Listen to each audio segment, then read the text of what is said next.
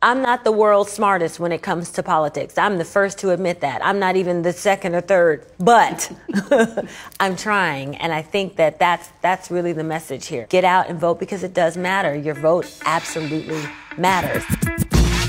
You can't hold us back. You can't hold us back. You can't hold us back. Hey folks, Roland Martin here with Be Woke.Vote. Well, of course, we're focused on 2018 midterm elections, trying to get you focused not just on the issues, but also on the importance of using the power you have to cast your ballot. Today, we'll be chatting with Erica Ash. She joins me right now, of course. You've seen her on television and in the movies, and normally she's the wild child, but today she gets to be a little bit more sedate, if you will, I think. What's happening? Hey, how are you? Thank you for having me. All good. Well, first of all,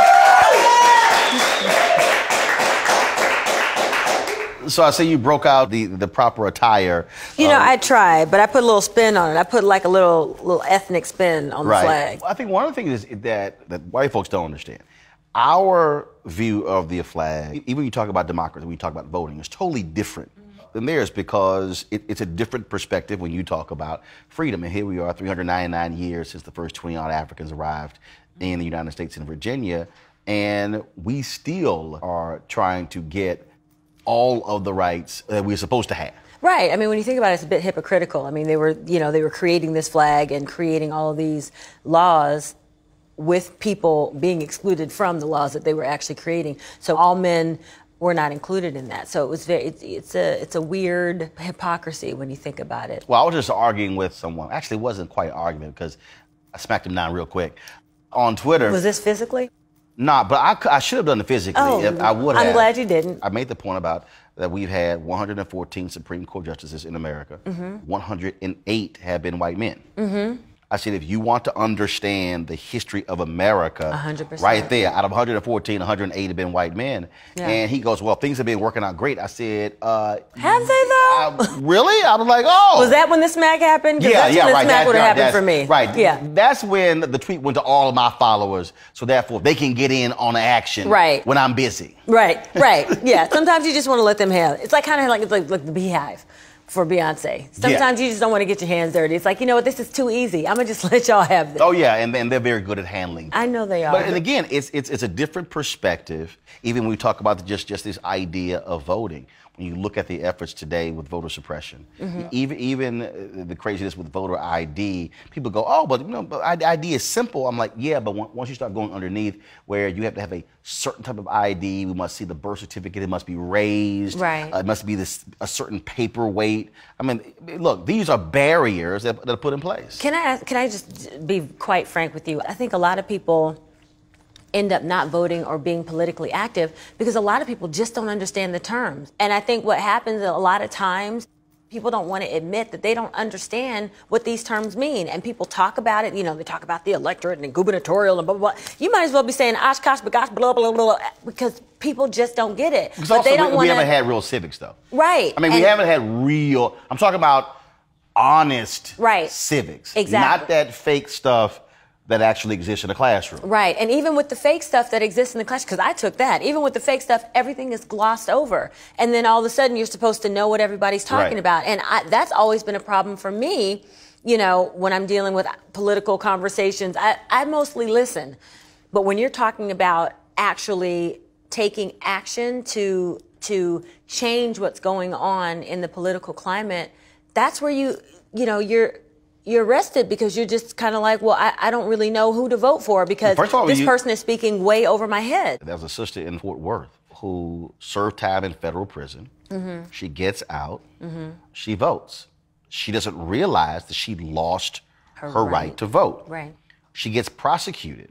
She's sitting in a federal prison right now, not only for voter fraud, but also parole violation.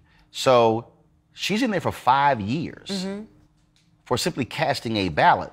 Now, we're going to spend an inordinate amount of dollars to lock her up for 5 years because she said, no one told me. And in fact, her probation officer testified that there was nothing, it wasn't like you got out and it was kind of like, oh, by the way, here's a sheet of paper. You can't vote. Right. She had no idea. 5 years she's sitting in federal prison right now in Texas. And there are a lot of people, they don't know if they can. They don't know what to do, how to do it, where to do it. They get, all these documents and pamphlets in the mail, but they don't really understand how to dig through and figure it all out. So I think, the solution, because I'm all about solutions, is figuring out a way to reintroduce that into the school system. And I think, getting people together who are like-minded, right? If you don't know exactly what's happening, I think the first thing is don't be ashamed of that. Don't be ashamed to say, I don't really know what that means. I don't know what that term means. I don't know what this politician stands for. Even if everyone's talking about it, people are scared to get laughed at. Now, I'm the queen of no shame,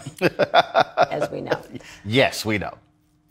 But I feel like a lot of people, like the ego gets in the way, right? Yep. And you don't want to be the one friend that looks stupid. I'm always looking stupid. But the thing is I'll ask questions. I'll say, Yep. You know what? I haven't watched TV this weekend. What happened? Talk to me. Right. So my friends now know. They're like, oh, Erica's come out from under her rock now. Let me explain to her. But I have to do that because I wouldn't know what's going on otherwise, because it really does get confusing. And I get like, Oh, yeah. it's overwhelming, and I get mind overload, and I just have to shut everything off. Look, I have other friends who will send me a text and say, Roland, first they go, is this true?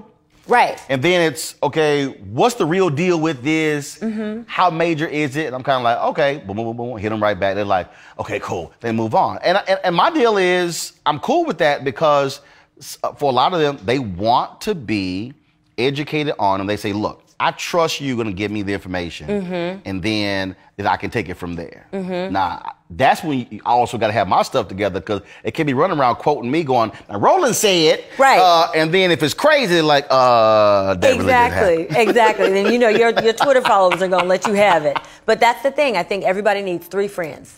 You need that one friend that's not going to make you feel stupid because you say you don't know. The one friend who does know everything and can spout it out. I mean, like a Roland Martin Jr.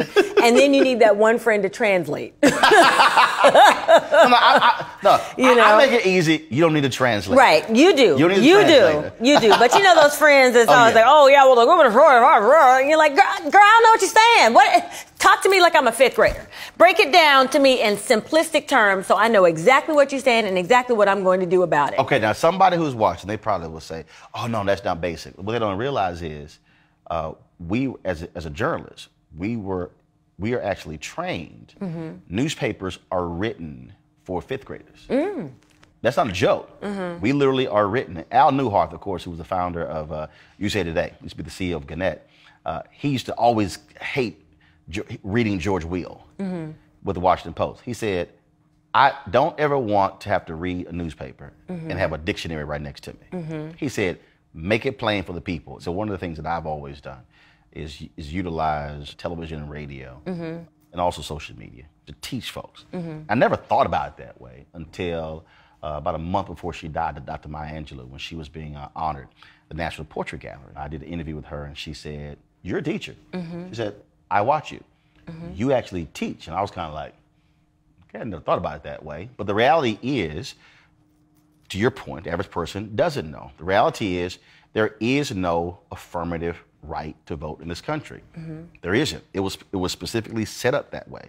People think, oh no, I have a right to vote. Actually, you don't. There's nowhere in the Constitution that says you have an absolute right to vote. There are constitutional amendments that say you as a woman and me as an African American can't be denied the right to vote. Right. But there's nothing that says, no, you absolutely have that right. We're going to probably have, in the midterm elections, more than half of the American population not cast a ballot. Yeah, unfortunately. But then I also have this other view where my deal is very simple. I use 2 versions. So I use one for mainstream television. I say vote or shut the hell up. But the other one really is vote or shut the fuck up. Right. Because I can't, because there's nothing worse for me than people who complain about a system, saying that literally everything in our life is impacted by the ballot. That there's nothing in our lives that isn't determined by politics some way or another. Right. If you were wearing something that was actually exported from another country, it had to go through a particular procedure that was established by government. Right. And that's also, I think, where people go, oh, no. That none of that stuff matters anything in my life when, Oh, yes, it does. It matters a hell of a whole lot. Also, in terms of us having so many less people voting in this midterm elections, I think that can be shifted, even if it's just, a fefew percentage points by things like this. Look, us that was getting a together, race. us talking about it, because it's like double dutch. It's over. You're like, where do I jump in? How to jump in? You just try. Right. And even if you stop the ropes, you get back out and you try again. So But it actually does matter. Right now, Republicans hold a 1-vote majority in the Virginia House of Delegates. And the only reason they hold that is because that was in the last election, that was a tie. It was decided by a coin flip. Oh, wow. They ended up the exact same number of votes. Right. And the coin flip, Republican wins the coin flip, Wow. keeps the seat, and otherwise the Democrats could have taken control of both chambers. A coin flip. Right. So when somebody and that tells would have changed me the complete face of everything after that. my one vote is no big deal, Right. Obama wins North Carolina by 14,000 votes in 2008. That literally, if you break it down, the number of precincts, one per precinct. Right. One vote. Right. And folks go, oh, really? I'm going, yes. Right. You just don't understand how that can make the difference. Yeah, it really, really does. And also, I think when we look at a lot of these media institutions, they also are not talking about issues that folks actually care about. And I think that's also a huge deal. Are you talking about things that I care about and then putting it in a way where I understand how my life is impacted? Right. And also the side of it that matters most to us. You could talk about the issues that are relevant to us, but you could skew it in a way that makes us sort of feel the way that you want us to feel about it. And that's what I think a lot of news outlets do as well. It's whatever the issue is, instead of making it plain, allowing us to make our own decision, or equally looking at both sides of it. If you're Black or Latino, it's not like the other networks are doing a bang-up job, again, speaking to those issues that impact us in a much different way. Right. Right. First election you voted in, what was it? Oh, gosh. Do you want me to be completely honest? No, I want you to lie. Yes. Obama. That was the first one? So that wasn't the first one you were eligible for. Right. So after 2008, did you then look at other elections, or did you only vote in president? No, I started voting from there, and so I would do the midterms, and I would do I did start voting from that point on. I didn't vote in every single election from that point on, but I did start voting more regularly. Growing up, was that a part of your upbringing? No, it was not. I mean, religion was huge in my family. Education was huge in my family. So y'all Politics was not. You had to go to church. We had to go to church, Sunday school, Bible study. We did everything church-based because both my parents were preachers. Hold on. So both of your parents are preachers. So when they had souls to the polls. Not in my church. Really? I mean, we would have the odd candidate come to a service, but my church growing up wasn't very, politics meets religion heavy. I see that a lot now in my church that I go to now. The politicians will come out on that one odd Sunday right before elections. Oh yeah, they'll be there. Oh, they know Jesus then. So I see it all the time now. But when I was growing up, no, that wasn't a big part of our upgrade. So you think that's also an answer? Because earlier you 100%. said put it in the schools, but also I do believe, for me, the reason I see the value, so my parents worked elections. They volunteered for campaigns. They ran phone banks. That was a huge part of my upbringing. And look at you now. And it's very interesting because I think that might be even bigger than the civics piece in schools. I mean, I think that at this point, having that in schools at least gives the children the opportunity to go home and ask their parents, so Mom, Dad, what is this? What do you think we should do about this? This is what I learned in school today. Let's talk about it. At least gives the children something to bring home and start a conversation with. However, if the parents start that for the children, then the children can go to school and say, hey, why am I not learning this here? Why don't I have a civics class? You know what I mean? And we'll have more Roland Martins running around here. I mean, the way that you were raised, the fact that your parents took you to the polls, the fact that they did not make it a choice for you, they actually exposed you to that in a way. Then my dad watched about 5 hours of news a day. And I use this in speeches all the time, the importance of being aware of those things. My parents were very, very concerned with making sure that we were well-rounded, but that's just not something that they were very exposed to. But which is why connecting the dots matter. Because exactly. Because the thing is, you can't just take off that election because you say, I don't like either candidate, and people get caught up in this whole thing of, well, the lesser of two evils. Here's the reality. Somebody is going to win. Right. One or the other. Right. You better make a decision. Okay, I don't like neither one, but I like that one a lot less than that one. Right. You got to make that call. Absolutely. And not act as if it doesn't matter. I think, again, going back to my 3 friends, finding people who are like-minded, finding people that you actually connect with, people who find the same things important that you find important, people whose conversations you enjoy having, right? So because of friendships like yours, that's what made me figure out that, my vote did matter and that it was important for me to vote and get out there, even if I wasn't doing everything, perfectly, just trying and then learning from the mistakes, whatever mistakes that I made, and trying again and getting better the next time that I went out to vote or to speak about something, political. That's the start. That's the way that we do it, because we can't go back and undo, like I can't go back in time and make myself be at the polls when I wasn't. So that's where the civic piece comes in. But I can start now. And that's what, I started when I started. And now I'm a part of more, political drives to get other people to vote. I'm not the world's smartest when it comes to politics. I'm the first to admit that. I'm not even the second or third. But I'm trying, and I think that's really the message here, Get out and vote because it does matter. Your vote absolutely matters.